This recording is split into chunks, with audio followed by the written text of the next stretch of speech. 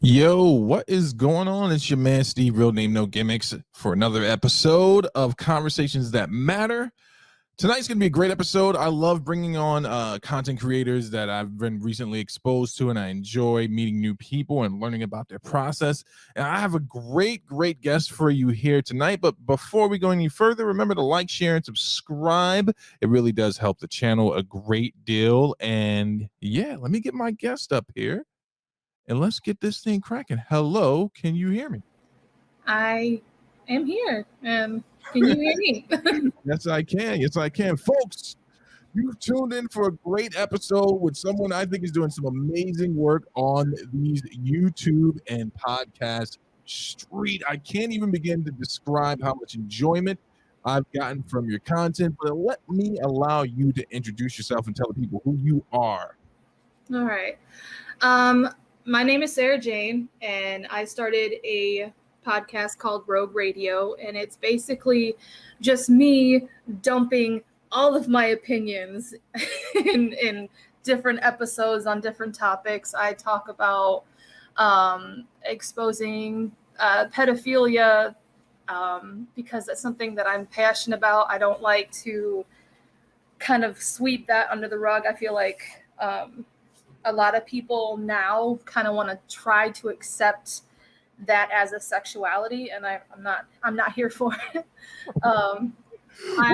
Your show? Huh? What's the name of your show, Sarah? And the name of your channel so the folks know for the official record. Oh, Rouge Radio. Rouge Radio. Sarah, I got to tell you honestly, man. So you first came on my radar while I was in doing fanboy modeling school with Mantis.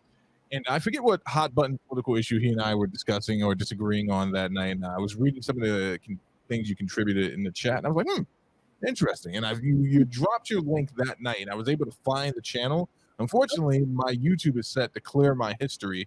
Right? So I could never find things I was looking at unless I save it to a playlist. But then, I went back after you sent me the link, and I've been watching all of your content.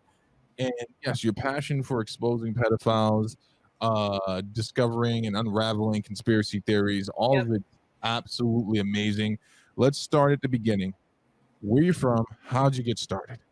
Well, I am from Ohio, and I started around the time when I started my job as a recovery coach. I realized that when people, I realized a lot of people have different struggles, of course we kind of adopt that as an assumption where, yes, people do have different struggles such as domestic abuse, all of that, but you never really actually see it firsthand until you meet somebody.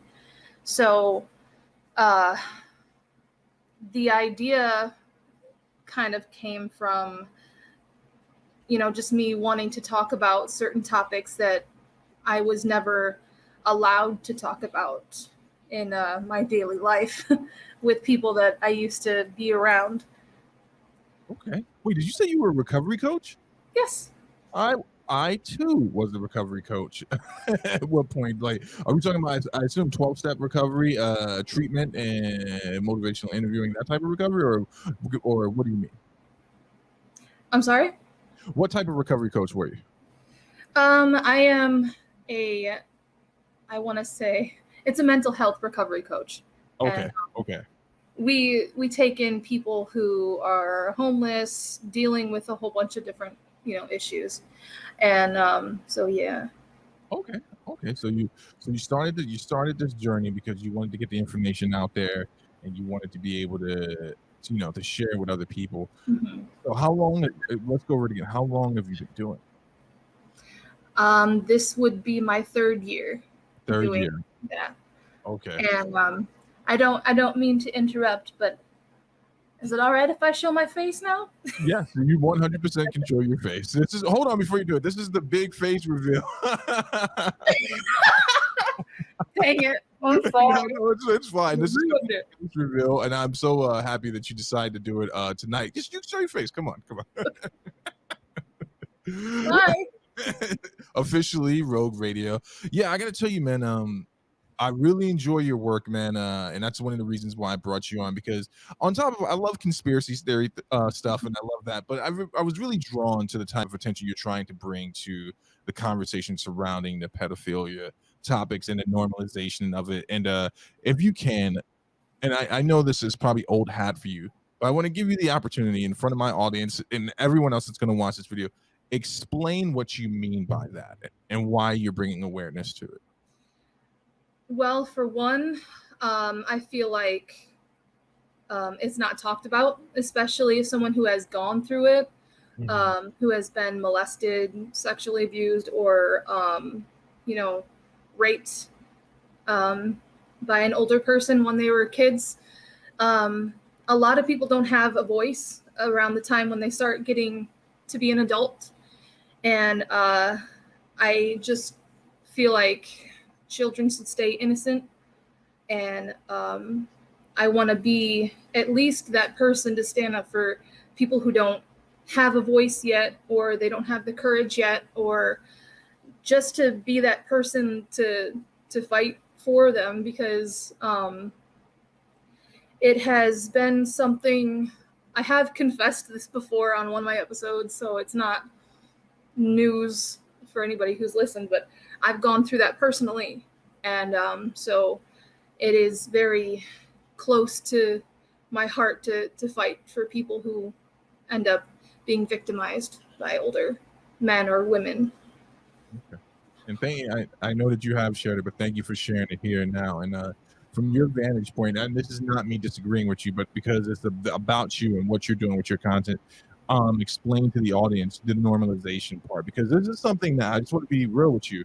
When you said, when I checked your IG and I was doing the research and everything, getting everything together for tonight, and you had announced maybe a few weeks ago that you were thinking about doing a face reveal. Mm-hmm. And after listening to the content, I was like, okay, no one would begrudge you if you decided not to, right? Because it's pretty hard hitting content. And sometimes people don't understand why people don't do face reveals, because it's like, hey, I don't want it to be about who's doing it. I just want the information to reveal.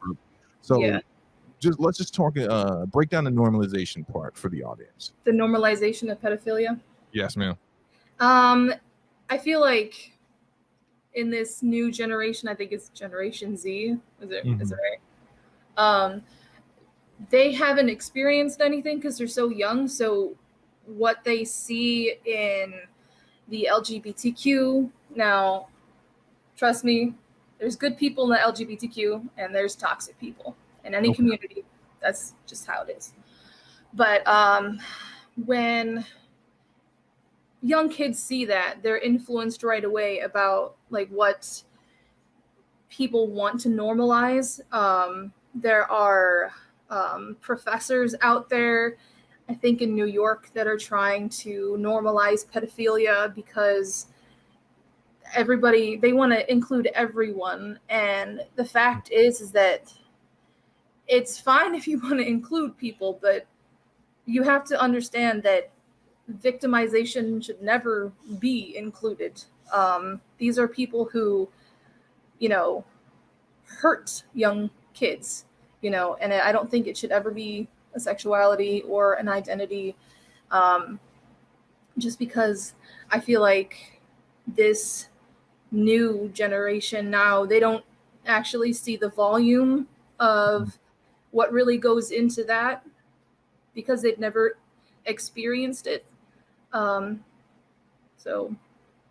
No, and I get that. One of the episodes I was listening to, because the first time this had ever come across like my table, and I'm ashamed to admit this, and I'm ashamed to say this, is watching an episode of Law and Order. This was years back, and it was as the Special Victims Unit, right? And there was an episode where Liv is dealing with a guy who's trying to date a younger person or someone that's young presenting, and that was the first time I had heard someone use the term like in a way where it was described it was like a life choice. And I was like, it's a fictional show, so this has to be fiction. But then I started to notice, like, throughout society, there are it actually is a thing. And the thing I enjoyed about your presentation of it is how they try to co-opt other movements. Speaking of I have to be careful saying the word over and over. Screw it, pedophiles co-opt of other movements, and they try to say, well, if this is a lifestyle choice, not a lifestyle choice, but if this is accepted by society, then my life should be accepted by society as well. But there's a what is it? What do they call themselves? Young people attracted? Is that it? Minor attracted people. Okay. Now let's, Sarah, before we get too crazy, make sure you drop your links and everything, because folks, we're probably going to go there tonight, and that's why I wanted to have Sarah on. But I want you to be able to follow her, like, share, and subscribe, and follow on all the platforms. So, who's taking the push for this? Where is this coming from your research, your vantage point? Like, what's behind it? What are your theories? Jump out the window, as we say. I feel like from what I've kind of researched, this happened around the time when I was like maybe 25, when I first saw an interview of a man who basically told everybody that, oh, I'm a pedophile, but I've never actually done anything. And the problem with that is, for when you came out as a pedophile, so you're saying that, yes, you are attracted to minors, you're attracted to young children, but you have fantasies of victimizing these children. People don't realize that crime actually evolves. So it doesn't matter if they've never touched a child, they're still thinking it. And once that thinking never, like, at some point, that thinking process, all those fantasies end up not being as satisfying enough. Right. So they end up graduating to the next level. Right. And yeah. So, like, you're talking about like escalation, right? So you working in the mental health community, I know there's a not so much a debate, but a very heated conversation going around if whether or not someone can actually be treated.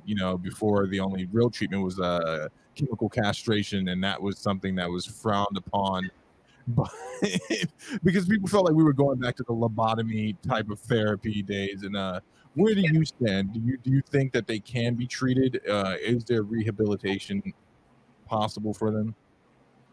I believe so, but the will has to be there first. If they have that tendency, or they have that thought in their head and they don't want it there, then they can seek help.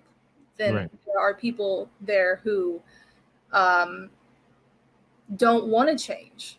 Right. And that's the sad part. People don't want to change sometimes. And so, yeah. I think that another thing I enjoyed while I was doing my research for the show is I could hear that you have a balanced approach to it, but you're kind of like a gorilla in certain instances. So you are exposing some people on YouTube, and I'm not mad at you. So let's get into that portion. I think it's like a creative process for every content creator. But tell me about the very first Expo video or Expo podcast you did. What brought you there? Oh man, I'm gonna have to think about who was the person that I did first. I think it was Dobby Vanity. Okay, who's that? Dobby Vanity was the lead singer of Blood on the Dance Floor. It was back in the emo movement in the 2000s, 2007s sort of thing. And he wouldn't just victimize young girls, but he would also victimize women that he would work with as well. And then, so when you did that video, what was that like for you? Because I know whenever I do a show like this, or when I black out on Fanboy, or I go off on the topic, I usually the next day I wake up and I was like, though I believe everything I said and I believe it's right, I'm like, this might have went too, that's on the internet now. How was that like for you after creating the content? It was usually when I get inspired to do something like that, it's more of like I have to do it. Like, I have so much passion for talking about it that once I get it out, I'm like, okay, now I can move on to the next thing. It's almost like a release, I guess. Like pressure valve's been pulled. Yes. A part of me knew that you were going to kind of be shy, like when we spoke. But folks, you're not getting the full representation. You got to go check out Rogue Radio on YouTube. Like the opening's great, the music is great. There's one episode where you were doing it, and I want to ask you some questions about some other celebrities, and we'll get into some conspiracy theory stuff. But there was one episode where you were like, basically, I could hear you pumping yourself up, and you were getting ready to lay waste to someone. Now, let me ask you a question. Ezra Miller, do you know who this is? Are you familiar with Ezra Miller? I wanted to know your thoughts on him being, genuinely a physically abusive and verbally abusive person, but now, allegations of grooming someone into adulthood. What are your thoughts about that? Yeah.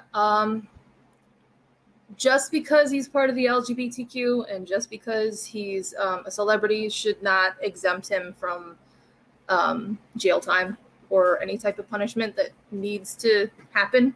Right. Because I feel like celebrities get away with too much anyways.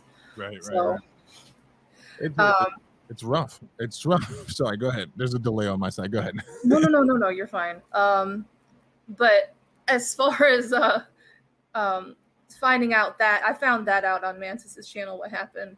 Right. But I haven't actually so he's grooming, right?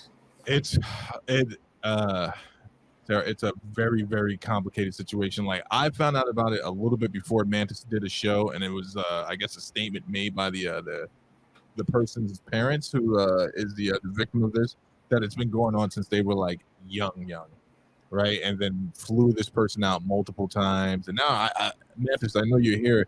Tap in. Apparently they can't find Ezra or this person at this point. They're still looking for them. So when you see stuff like that, and I know that I'm going to choose my words carefully here. Do you feel as if, though, people who would harm children and try to normalize it, are they trying to co-opt or make themselves a part of the LGBT? Not saying that the LGBTQ, listen, people, to what I am saying before you all start writing in the chat. I'm not saying that functioning members of the LGBTQ plus community are these people, but do you think that these people are trying to co-opt their movement and use it to normalize their lifestyle and make it mainstream? Of course. People, I think now, since conspiracy theories are like a big thing, right? Everybody wants to know what's like behind the curtain and all that. Right. I think a lot of people know what's going on now, but the thing is that this has been going on for so long. This has been going on for a very long time. Pedophilia runs in Hollywood. That's the thing. Yes. And it's normal to celebrities who do it, of course. And I feel like if they end up trying to involve themselves in the LGBTQ, it's going to be easier to victimize children and not have any penalties, especially for normal people who want to do that. And so, yes, I do believe that, they do want to try to include themselves in the LGBTQ. Do you get any pushback or any like criticism because people that aren't actively listening to what you're saying? Like, does anyone ever like say, well, what do you like? Do you ever get any of that madness? No. I think it now. I'm getting it now. No. After this, if your channel like starts getting some traffic, trust me, because what you're saying is so important though, and it's amazing because not too many people. I think it's because you work in the mental health field that you're able to identify these things as well. You were talking about conspiracy, so let's go there. Okay. The Epstein Island, Ghislaine Maxwell, the greatest, not by great in stature, but the most well-known and will be remembered as the most infamous pimp to ever live on this planet. You got to give her title. She's the most disgusting pimp to ever walk through.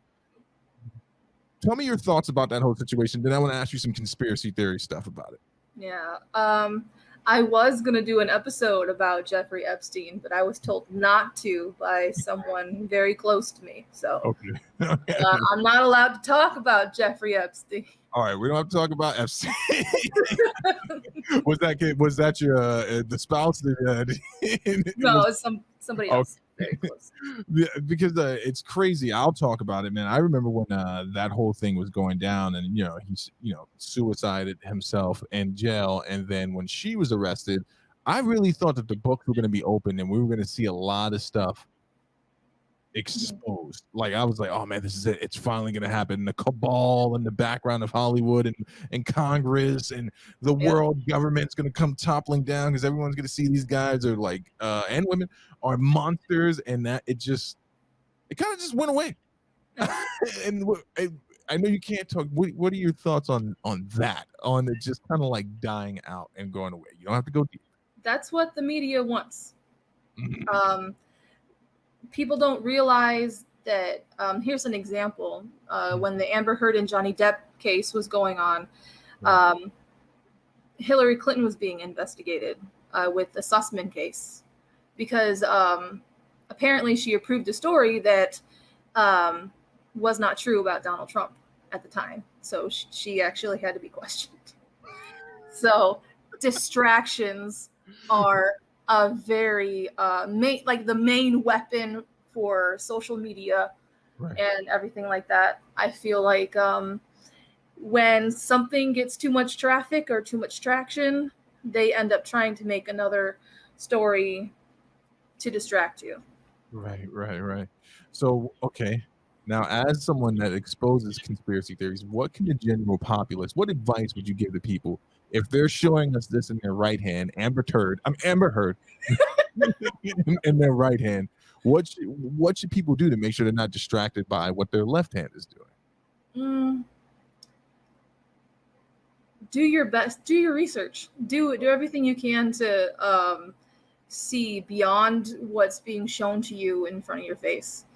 Turning off the screen sometimes helps. Doing some having some reliable apps. I have Daily Wire, OAN News, and I know some people may not like that. That's fine. If you have anything else that you get your news from, don't rely on the television. Don't rely on the idiot box, I guess. No, people don't do their own research, and I noticed that about you. Mantis and I were going in on the Democrats and the Republicans one night, and I don't particularly see your content as being partisan. You give both sides their shots. Do you think that is important in this day and age to be able to look down the middle and glean truth? Absolutely. Because Republican or Democrat, they're part of the system. You got to be apart from the system. Because as much as I love Republican, representatives or people, sometimes they can let you down. Same thing if you're a Democrat. Some Democrats let you down, and relying on your own belief, relying on the information that you find, I feel is the best way to go. And just don't label yourself as Republican or Democrat, because that's exactly what the system wants. Be a truth seeker. Let's talk a little bit more about conspiracy theories. So what are your top conspiracy theories? What are things that you think are going on in the background that people aren't aware of? Definitely MK Ultra. I've covered that. That was like 4 episodes long. Okay, I give a brief because that's like inside baseball talk. So you got to let them know what you're talking about. Well, okay, MK Ultra was a basically scientific research on how to make the perfect soldier. Okay. The perfect obedient human being. And that's the main goal. I feel like in the government, they want us poor, fat, and stupid. That's just me. I say Chat agrees, but Chat agrees. they want to control us. So MK Ultra was like the biggest conspiracy theory that was actually true. They hired Russian soldiers and German soldiers in order to get information from them, in order to, figure out how to torture somebody to the point where they're susceptible to every order. And it went on for years, I feel like, up until maybe 1980. I can't remember.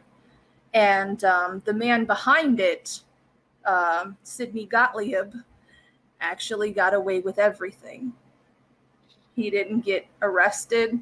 They had all this evidence, but around that time, they didn't really have much, a lot of rules in the courtroom. So he would just say, I don't remember this, I don't remember that. But they used LSD, many different drugs, shrooms, all of that, in order to try to make humans susceptible to orders. They tried to take away our free will. It's what was it? How did they say in Brave New World? The opioid for the masses. It's either Brave New World or 1984, and I definitely think if they were more honest, they being the people running for office, they would definitely say, "Yeah, fat, stupid, and bored." That's how it. That's my campaign trail. Give us some more. What are some other things that because I usually don't. I have not had anyone on who talks about the type of stuff that you talk about. I think it's amazing. What are some other conspiracy theories behind the veil? Take us behind the veil. Plum Island. Plum Island was a island off the coast of, I want to say, Cape Cod, around that area. And this is where Lyme disease came into play. They ended up infecting ticks, and those ticks got into the waterways, and whatever they do, they fly or jump. And they infected many, people around the coastline. And those different diseases that come up, like SARS, Lyme disease, desert fever, I feel like all of those, we've seen like different sweeps, like COVID. We've seen different sweeps of H1N1, influenza, all of that. And all of those sicknesses are patented. Someone owns them. The crazy thing about it is that you cannot talk about these things at all, right? Because like you definitely have to have your facts in order. It's fine. We're already talking. You have to have your facts in order. You have to have the information. I wanted to ask you while I was listening to your stuff. Do you know who you remind me of in like the best way possible? And I'm wanting to know: are you going to do interviews on your show? Are you going to have like guests on and stuff like that? Because you have a very Joe Rogan approach to the way you talk about your theories and the way that you present information. Like, and I mean smarter than Rogan. Like, I was listening to one episode and I realized I'd been sitting there and I'd listened to the same part over and over again because I was like, God damn, she's really good at this. Like, like I get freaked out by that type of stuff and I'm like, all right, that's it. Going back in my bubble, turn the TV on. But do you plan on ever like having like a panel or doing anything like that? I would love to. It's the fact that I'm new to YouTube, so I don't really know how all of that works yet. I am along for the ride because here's another thing that you do really great, right?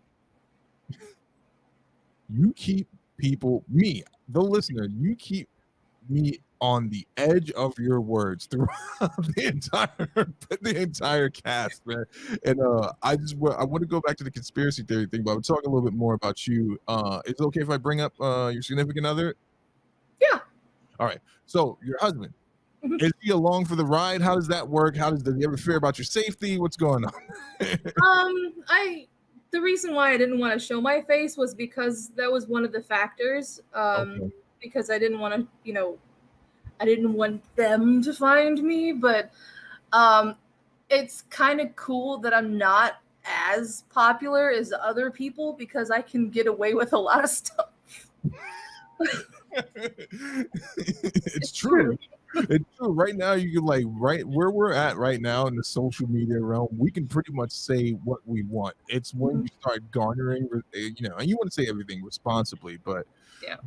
And not that you had to ask his permission, but I'm always, when people are married or when they share a life with somebody, I always wonder what the process is like. So how did that conversation start? Like, hey babe, I'm going to start doing podcasts to expose the monsters in the background. What was that conversation like? My husband's been very supportive and everything. He sometimes is in the background making some silly noises sometimes. So he just kind of thinks that it is just something for me to, it's an outlet. So he loves, hearing me sometimes because he's just like everybody else. When he listens, he starts cracking up when I say something crazy. So. No, it's not. It's not cracking up because you said something crazy. Like, I'm not laughing at you. I'm like, oh no, I know what you mean. Like, I'm just blunt sometimes, and people just laugh in reaction. Folks, I'm not gonna let Sarah get off without dropping the links to the channel. That's another thing. I think you're shadow banned because it's almost impossible to just type your name in and find you on YouTube unless you've been there before. So please, before we end this, make sure you get all the links out there. You can drop them in the chat so people can find you. In fact, I'll do it for you as well if I have to. Can you do it for me? Because I got you. This laptop is old. That's right. That's right. I got you. Mantis chimes in. Let's see what you think of this one. Bill Gates is the co-owner of the word we're not allowed to say. Of course. Of course. Yes, very true. But here's the thing. All right. So how do they profit from creating these things? Where's the kickback? I think that's where people get confused. Like, so if you decimate the population, what's the benefit for them? I would say that this whole, getting money off of people getting sick, I feel like it's a form of human trafficking. Okay. Only because there's a thing called the World Economic Forum where they can, they've allowed people to be sold in order to pay off debt. So that's probably something I shouldn't have said. So totally fine. But someone said it before me, so it's crazy too, man, because if you're into sci-fi at all, some things you were just watching a sci-fi movie, you're just like, no, that could never happen. There could never be this evil cabal. Yeah, and it's like, but then you find out it is true. It gets declassified. Let's talk a little bit more about your personal journey. So you work in the recovery field. Tell me about that. What led you to that work? I was a client of the company that housed me. So I was mentally ill. I suffered from OCD and depression back in the day.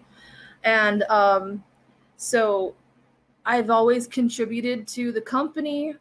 They would put on art shows and I would be, the featured artist, or I would sing, or, just try to bring attention to mental health in any way I could.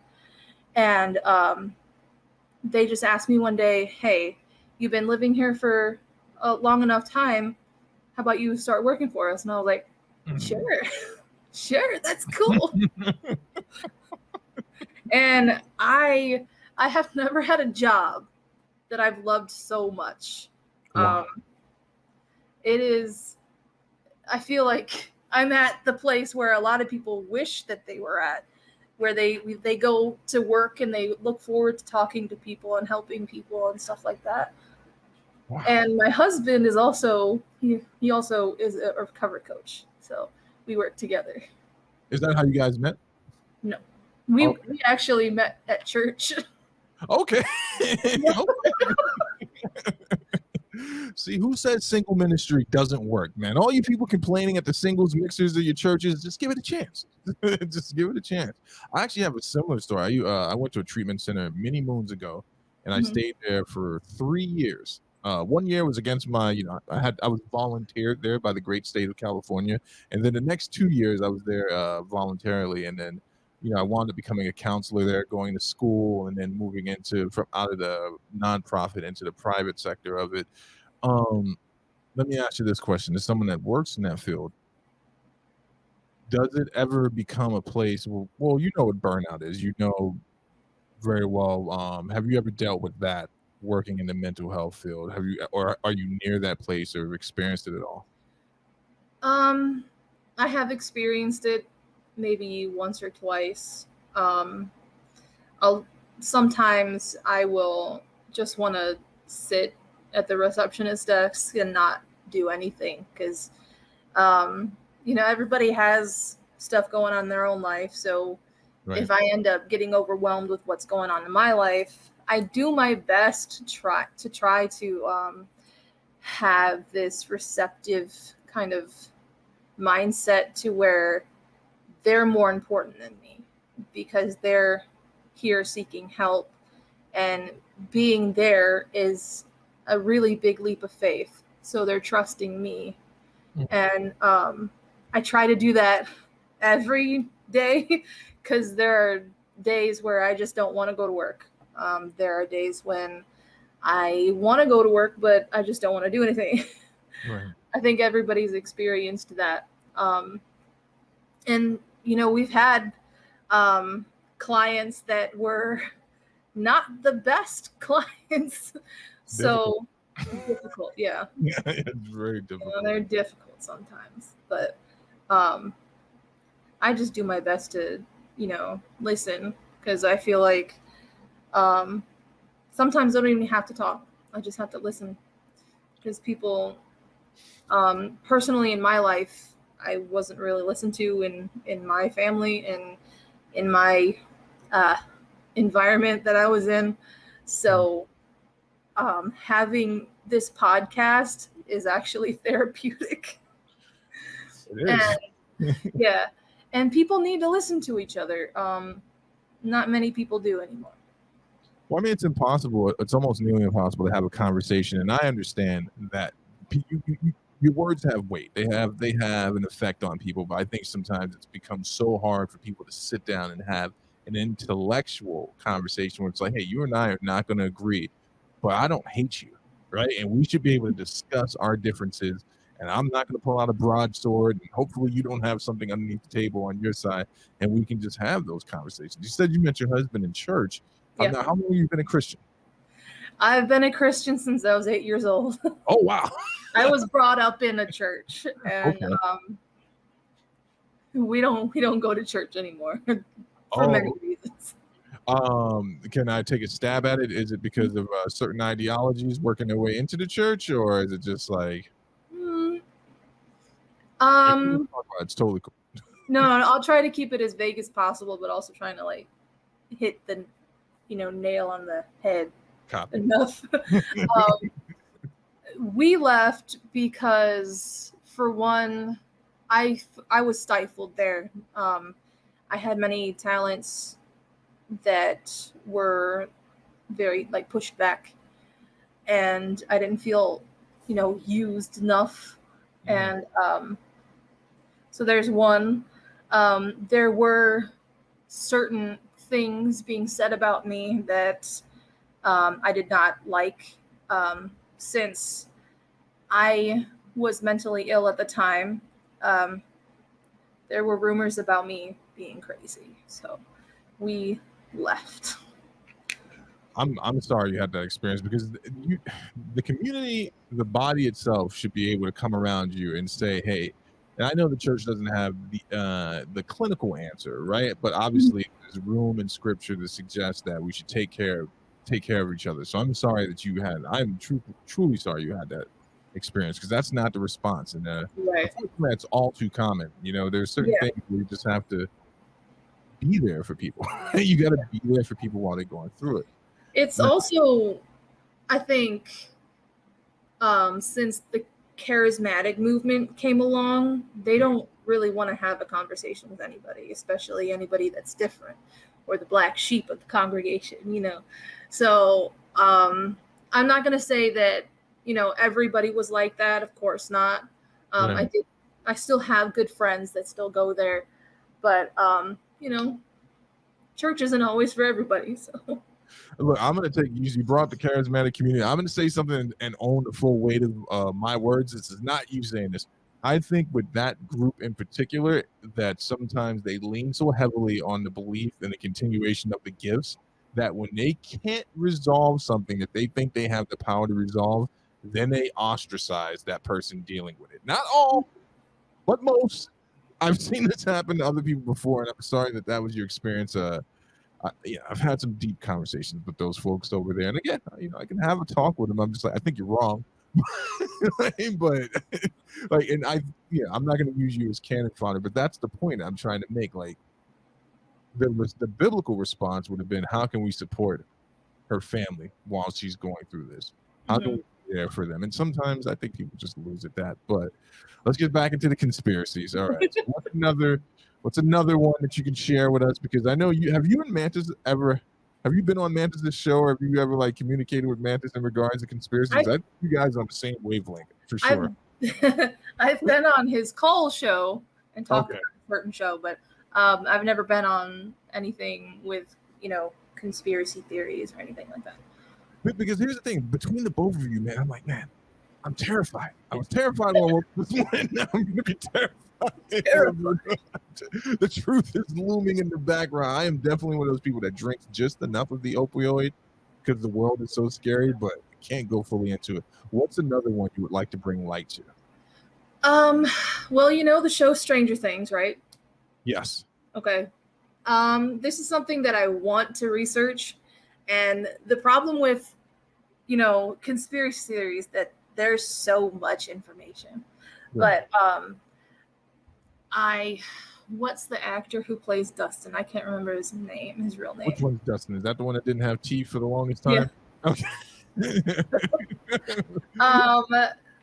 I guess he was on a YouTube video or interviewed, and they're like, "Oh, is Stranger Things a true story?" And he goes, "Yes, Mantis, it's the Montauk Lab. Thanks, beating me to the chase."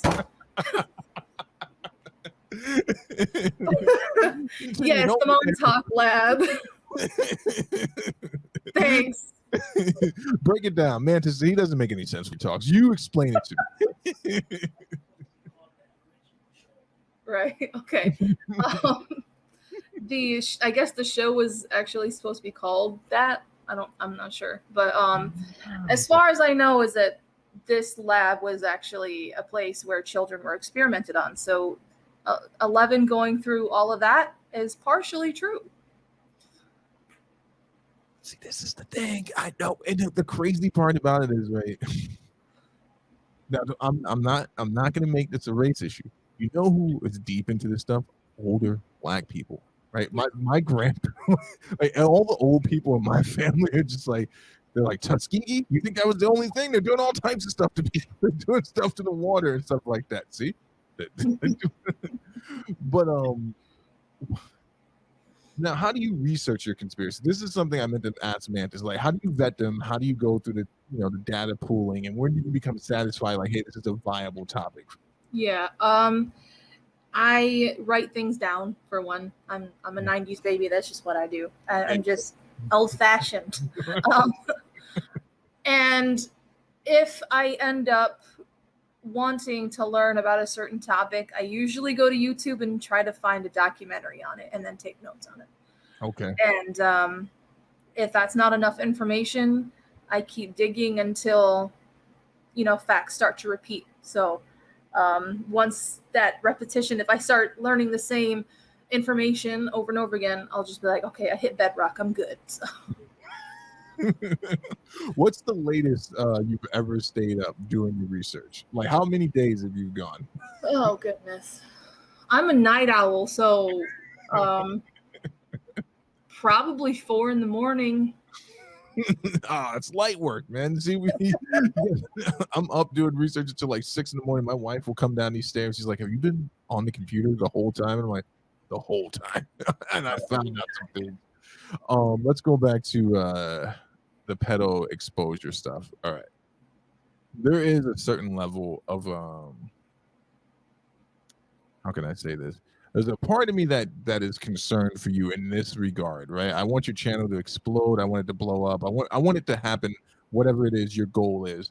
Do you ever, with all things considered, are you ever fearful that you won't be able to stay on the platform long enough? Because it seems like it's one of those things that can get you deplatformed, even though I've never heard you say anything that wasn't on point. Like, do you ever worry about pushback and all that type of stuff?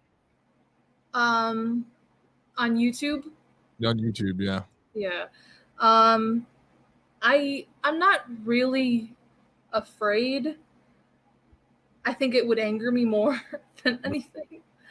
I know that at least one video was taken down on my YouTube channel, and I can't remember which one it was, but I can't re-upload that one.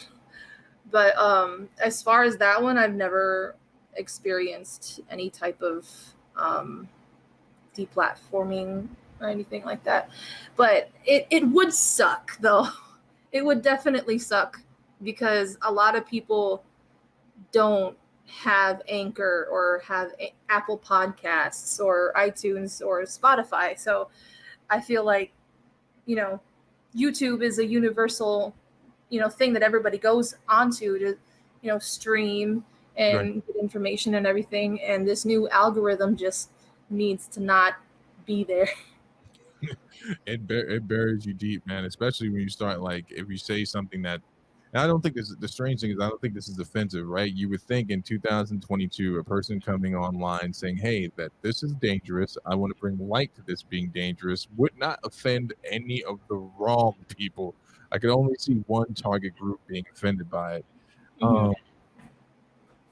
So not worried about that type of stuff. You're on Anchor. You're going to continue doing the fight. Where do you want to take the channel to next?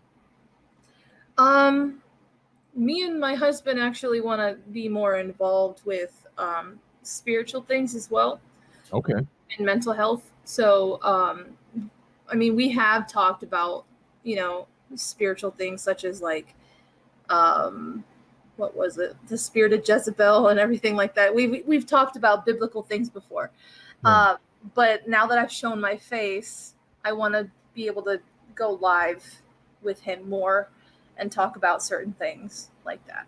I thought he was going to be joining us tonight. I had the 3-person thing already. Does he want to come?